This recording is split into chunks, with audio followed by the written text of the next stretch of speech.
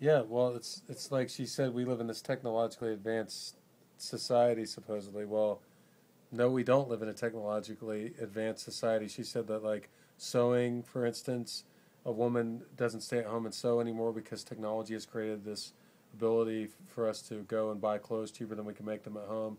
The same way with food production and things like that.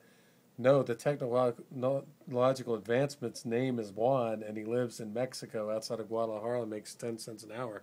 Like, there are no real technological advancements. It's just that the producing base, the manufacturing base, is far out of sight, out of mind. So when we go to the store, we don't have to think about where does our shirt come from or where does our food come from.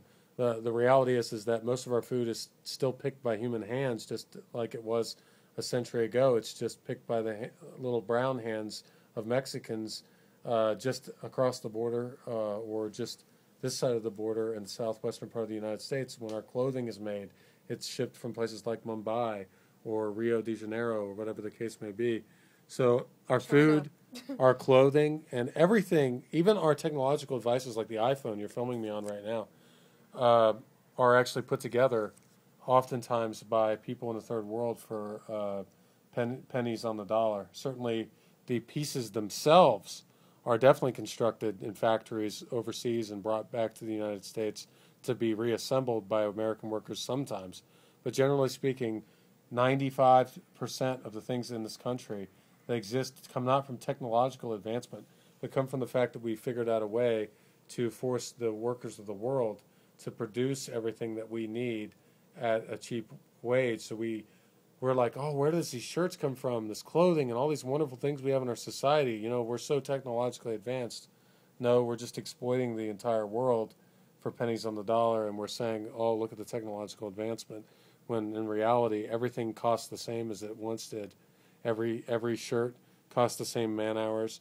Everything that happens costs the same amount of time and effort. You know, certainly there have been some technological advancements in sewing equipment.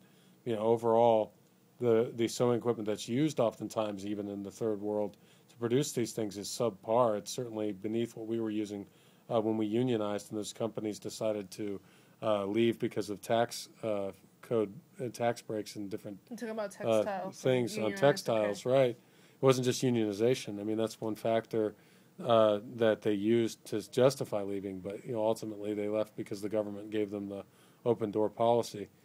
You know, but you know, to sit there and say, look at our amazing society with our technological advancement, everything down to a cheeseburger comes, for the most part, from the hands of hardworking people, human beings outside of the United States of America, Or inside, but or just on. inside through insourcing, like when we bring in illegal immigrants to do American jobs at less than uh, the minimum wage. So, you know, that's basically what I have to say about that.